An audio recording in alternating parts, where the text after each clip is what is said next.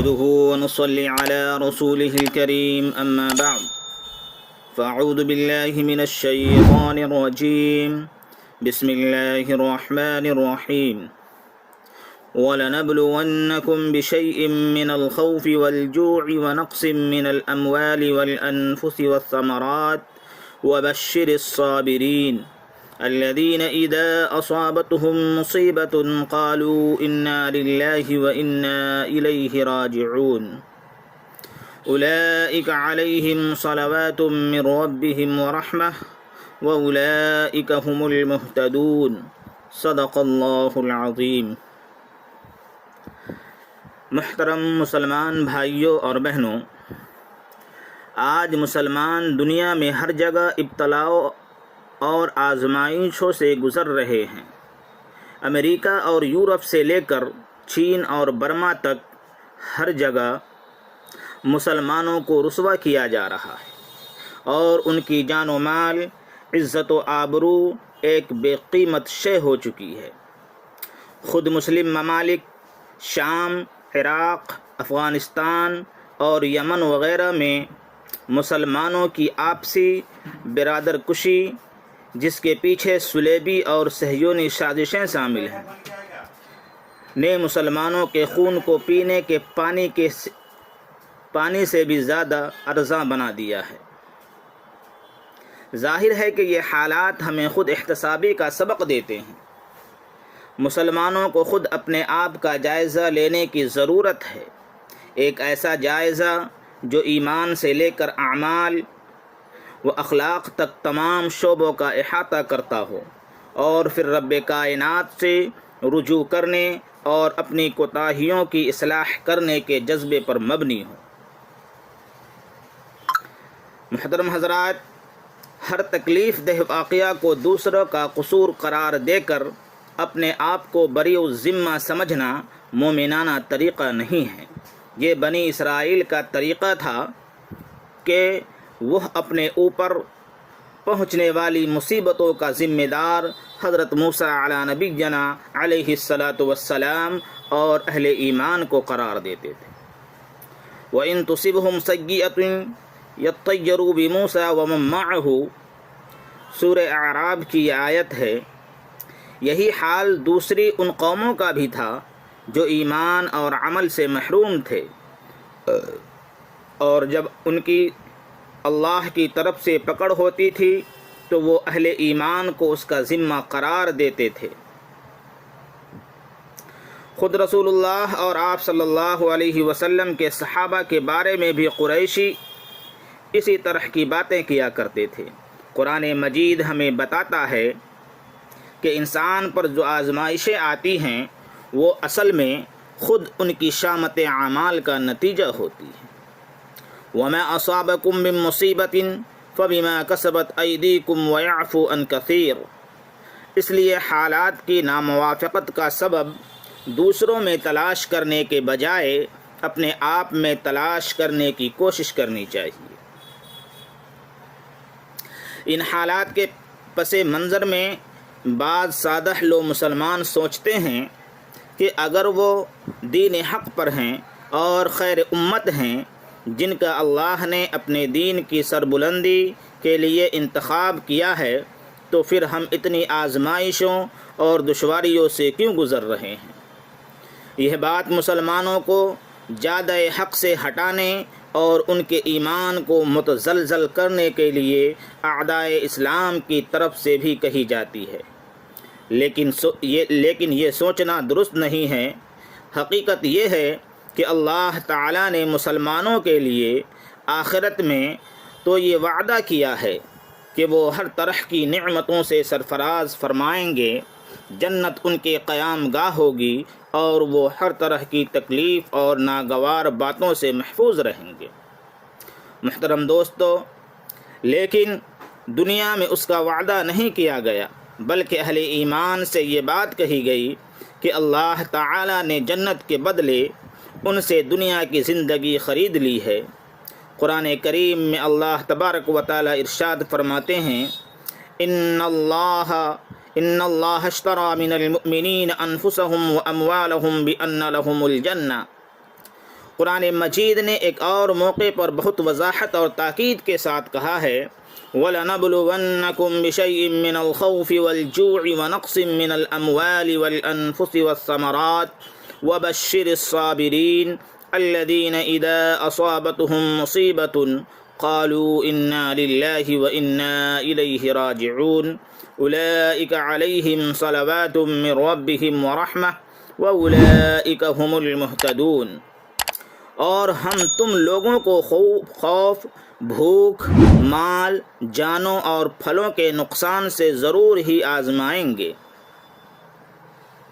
اس سلسلے میں آپ صبر کرنے والوں کو خوشخبری سنا دیں جن کا حال یہ ہے کہ جب ان پر کوئی مصیبت آتی ہے تو وہ کہتے ہیں کہ ہم اللہ ہی کے لیے ہیں اور ہمیں اللہ ہی کی طرف واپس ہونا ہے۔ یہی لوگ ہیں جن پر ان کی رب کی طرف سے نوازشیں ہوں گی اور یہی لوگ ہدایت یافتہ ہوں گے۔ اس آیت میں اللہ تبارک و تعالی نے زور دے کر فرمایا ہے کہ مسلمانوں کو ضرور ہی آزمایا جائے گا اور آزمائشیں بھی مختلف قسم کی ہوں گی۔ ایسا بھی ہوگا کہ مسلمان خوف و دہشت سے دوچار کیے جائیں، وہ اپنی جان و مال اور عزت و آبرو کے معاملے میں غیر یقینی صورتحال سے دوچار ہوں گے۔ آج پوری دنیا اور خود ہمارے ملک میں مسلمان اسی صورتحال سے دوچار ہیں۔ دوسرے، ان کو معاشی نقصانات سے آزمایا جائے گا۔ اس معاشی نقصان کا ایک درجہ تو یہ ہے کہ بالکل فاقوں کی نوبت آ جائے گی، جیسا کہ بعض ملکوں کی صورتحال ہے جن کی قدرتی وسائل پر مغرب نے قبضہ کر رکھا ہے۔ یہی صورتحال برما کے مظلوموں اور شام کے مہاجرین کی ہے۔ دوسرا درجہ یہ ہے کہ یہ نوبت نہ آئے لیکن ان کو معاشی اعتبار سے نہایت پسماندہ اور اقتصادی نقصان سے دوچار کیا جائے۔ ملازمتوں کے دروازے ان پر بند کر دیے جائیں گے، جیسا کہ ہم ہندوستان میں دیکھتے ہیں کہ مرکز سے لے کر ریاستوں تک ملازمتوں میں آبادی کے اعتبار سے مسلمانوں کا تناسب بہت ہی کم ہے۔ تیسری آزمائش یہ ہے کہ ان کی آزمائش جانی نقصانات سے ہوں گی۔ ہندوستان میں مسلسل مسلمان اس مصیبت کا سامنا کر رہا ہے۔ صرف بھاگلپور، میرٹھ، جمشید پور اور کیلا، ممبئی اور گجرات کے فسادات، نیز بابری مسجد کی شہادت کے موقع سے ہونے والے بلووں میں شہید ہونے والے مسلمانوں کے اعداد و شمار جمع کیے جائیں تو ان کی تعداد عجب نہیں کہ 25,000 کے قریب پہنچ جائے۔ یہ ایسا جانی نقصان ہے جس سے مسلمان مسلسل دوچار ہوتے آئے ہیں، اور باعث افسوس امر یہ ہے کہ جب فسادات کی روک تھام کے لیے ایک سیاسی جماعت نے مسلمانوں کے مطالبہ پر بل مرتب کیا تو ان پارٹیوں نے بھی اس کی تائید کرنے سے انکار کر دیا جو اپنے آپ کو سیکولر اور اقلیت دوست کہتے ہیں۔ چوتھے، جس چیز سے آزمانے کا ذکر کیا گیا ہے وہ ہے ثمرات۔ ثمر کے معنی پھل کے ہیں، اور اس آیت میں بعض مفسرین نے اس سے اولاد مراد لیا ہے۔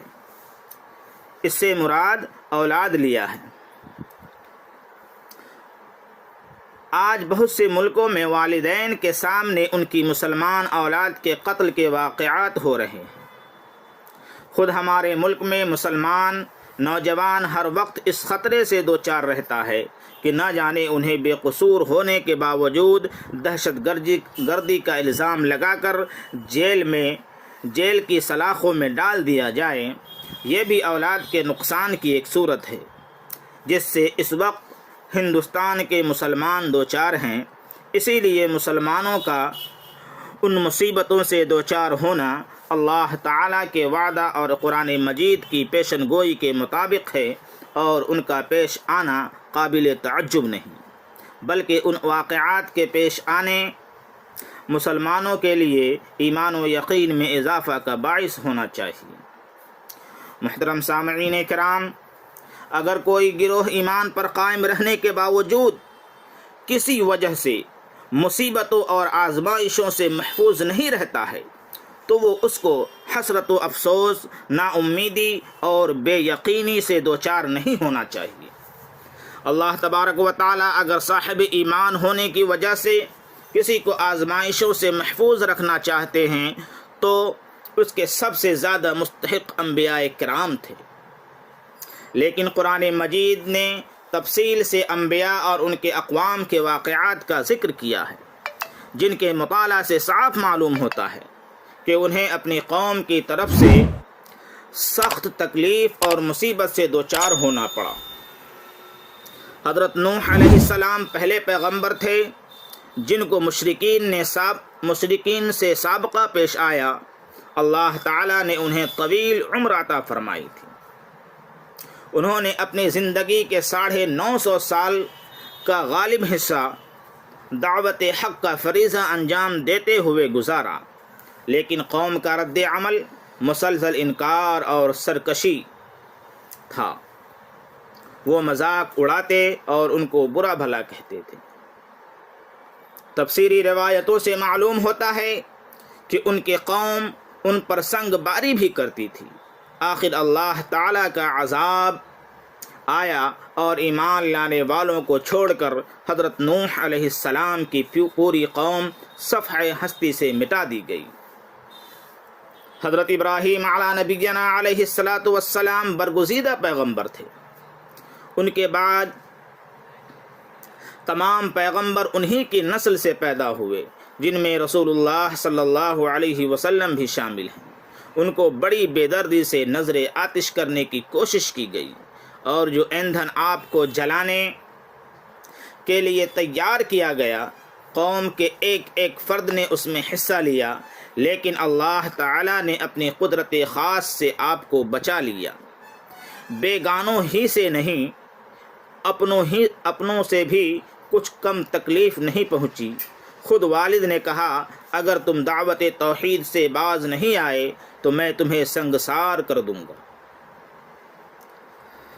حضرت یوسف علیہ السلام کے والد بھی نبی تھے، دادا بھی، دادا کے بھائی بھی اور پردادا حضرت ابراہیم علیہ السلام بھی، لیکن اس کے باوجود کیسی کیسی آزمائشوں سے گزارے گئے۔ اندھیرے کنویں میں پھینکے گئے، ماں باپ سے جدا کیے گئے، نبی زیادہ تھے لیکن غلام بنائے گئے اور بازار میں بیچے گئے، اور بالآخر قید کی صعوبتیں برداشت کرنی پڑی۔ یہاں تک کہ مفسرین کی روایت کے مطابق کم و بیش 12 سال آپ نے قید خانہ میں گزارے۔ حضرت موسیٰ علیہ السلام کی قوم بنی اسرائیل جن آزمائشوں سے گزاری گئی، قرآن مجید نے تفصیل سے ان کو بیان کیا ہے۔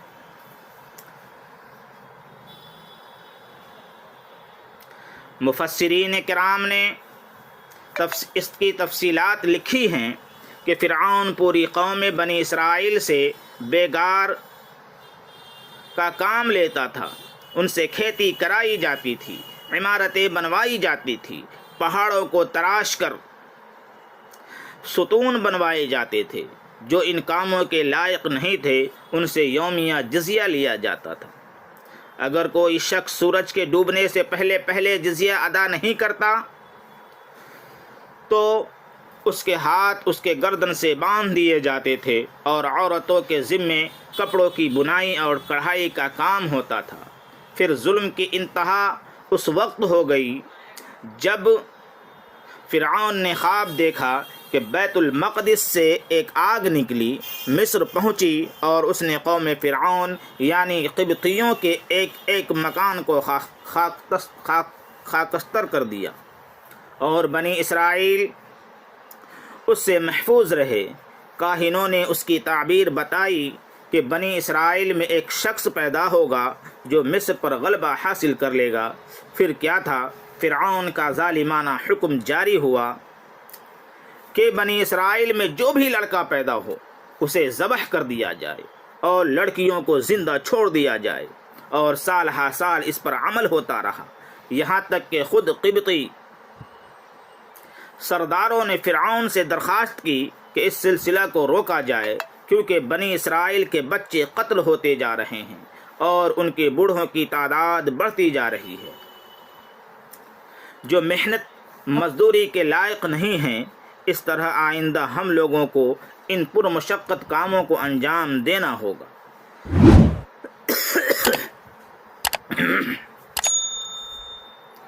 محترم سامعین کرام، اس سلسلے میں خود اللہ کے رسول صلی اللہ علیہ وسلم کی حیات طیبہ اور آپ صلی اللہ علیہ وسلم کے صحابہ کی زندگی ہمارے سامنے ہیں۔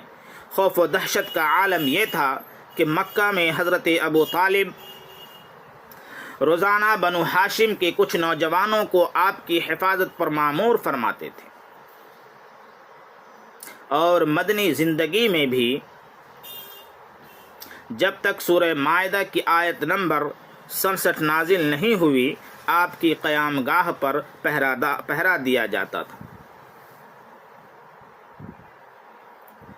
بعض روایات سے معلوم ہوتا ہے کہ صحابہ بہت سی دفعہ اپنے بستر میں تلوار رکھ کر سویا کرتے تھے، تاکہ اگر دشمن اچانک حملہ آور ہو جائے تو دفاع کیا جا سکے۔ پوری مکی زندگی آپ صلی اللہ علیہ وسلم کی جان خطرے میں رہی۔ عین صحن کعبہ میں آپ کو پھانسی دینے کی کوشش کی گئی، قتل کے منصوبے بنائے گئے، طائف میں زخموں سے چور چور ہو گئے، احد میں روئے منور سے خون کا فوارہ بہنے لگا، شعب ابی طالب میں 3 سال سے زیادہ عرصہ ایسا بائیکاٹ کیا گیا کہ مسلسل فاقوں سے گزرنا پڑا، اور بنی ہاشم کے بچے ایک ایک دانے کو ترس گئے۔ اپنے عزیزوں کی قربانی آپ نے اپنے آنکھوں سے دیکھی۔ آپ صلی اللہ علیہ وسلم نے اپنے چچا حضرت حمزہ کی شہادت کا غم بھی دیکھا، جن کی لاش مسخ کر دی گئی۔ مکی زندگی کے 13 سال آپ نے اپنے سخت مشقت میں گزارے، اور مدینہ آنے کے بعد بھی 8 سال کا عرصہ اسی طرح گزارا۔ اہل مکہ کی طرف سے تابڑتوڑ حملے ہوتے رہے۔ آخر ہجرت کے 8ویں اور نبوت کے 21ویں سال فتح مکہ ہوا، اور جس محبوب سرزمین سے آپ کو ظلماً نکال دیا گیا تھا، وہی آج آپ کے قدموں میں بچھی ہوئی تھی۔ غور کرنے کی بات یہ ہے کہ کیا اللہ تعالیٰ اس بات پر قادر نہیں تھے؟ جیسے 21 سال کے بعد مکہ کے لوگ دامن اسلام میں آ گئے، اور انہوں نے پیغمبر اسلام صلی اللہ علیہ وسلم کے سامنے سر اطاعت جھکا دیا۔ یہی اہل مکہ آج سے 21 سال پہلے جب آپ نے دعوت حق پیش کی تھی، آپ کی دعوت کے سامنے سر جھکا لیتے، لیکن اللہ تعالیٰ نے آپ کو ان آزمائشوں سے اس لیے گزارا کہ امت کو جن جن آزمائشوں سے گزرنا تھا، آپ کو ان تمام آزمائشوں سے، تمام دشواریوں سے گزارا جائے، تاکہ مسلمانوں کے لیے اپنے نبی کا اسوہ موجود ہو، دشواریاں ان کے قدموں میں تزلزل پیدا نہ کرے، وہ مایوس اور نا امید نہ ہوں، ان کے سامنے اپنے نبی کی مثال موجود ہو، اور یہ بات ان کے لیے ڈھارس اور تسلی کی باعث بنے۔ اسی لیے مسلمانوں کو موجودہ عالمی اور ملکی حالات سے نہ پریشان ہونا چاہیے، اور نہ ان کے یقین میں تذبذب پیدا ہونا چاہیے۔ انہیں احساس رہنا چاہیے کہ ان کا ابتلاؤں سے دوچار ہونا ان کے نبی کے ایسے حالات سے گزرنے کے مقابلے تو بہت ہی کمتر ہے۔ رسول اللہ صلی اللہ علیہ وسلم نے اس امت کو پیش آنے والے حالات کے پس منظر میں فرمایا کہ اللہ کے یہاں آزمائش کے اعتبار سے افراد اور قوموں کا اجر ہوگا۔ اللہ جب کسی قوم سے محبت کرتے ہیں تو وہ ان کو آزمائش سے دوچار کرتے ہیں۔ اگر وہ ان حالات میں بھی اللہ کے فیصلے پر راضی رہے تو اللہ اس سے راضی ہو جاتے ہیں، اور اگر وہ اس پر راضی نہیں رہے تو اللہ بھی اس سے ناراض ہو جاتے ہیں۔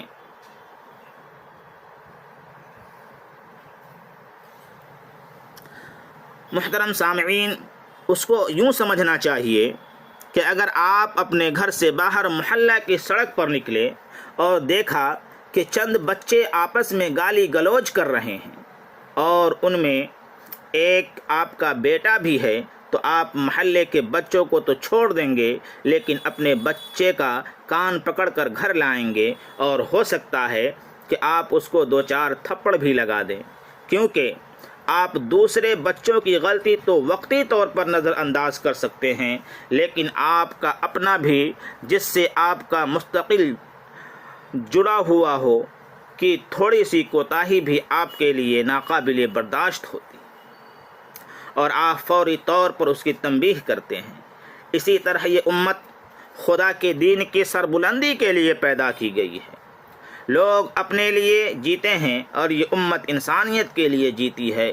خیر امت اخرجت للناس، اس لیے دوسری قوموں کو تو اس کی کوتاہیوں پر ڈھیل دی جاتی ہے، جس کو قرآن مجید نے امہال سے تعبیر کیا ہے، لیکن اس امت سے اگر کوتاہی ہو تو فوراً اس کی پکڑ کی جاتی ہے، کیونکہ رسول اللہ صلی اللہ علیہ وسلم نے ارشاد فرمایا، مومن کی مثال کھیتی کی سی ہے، اور برابر ہو اس کو ایک طرف سے دوسری طرف ہلاتی رہتی ہے۔ مومن اسی طرح آزمائش سے دوچار ہوتا رہتا ہے، اور منافق کی مثال ایسے درخت کی ہے جو ہلتا نہیں ہے یہاں تک کہ ایک ہی دفعہ کاٹ لیا جاتا ہے۔ غرض کے موجودہ حالات سے نہ گھبرانا چاہیے اور نہ قدم لڑکھڑانا چاہیے۔ یہ ایک طوفان ہے جو آیا ہے اور گزر جائے گا۔ ایسا نہیں ہے کہ کسی خطے میں مسلمانوں کے مغلوب ہو جانے سے اسلام مغلوب ہو گیا، بلکہ تاریخ میں ایسی مثالیں موجود ہیں۔ عین اس وقت جب مسلمان مغلوبیت سے دوچار تھے، اسلام نے اپنی استدلالی قوت کے بدولت غلبہ اور فتح مندی کی نئی تاریخ رقم کی۔ اسی لیے قرآن نے کہا کہ اگر تم ایمان و یقین کے اس معیار پر اپنے آپ کو لے آؤ جو اللہ کے یہاں مطلوب ہے، تو انجام کار تم ہی کو غلبہ حاصل ہوگا۔ وَلَا تَهِنُوا وَلَا تَحْزَنُوا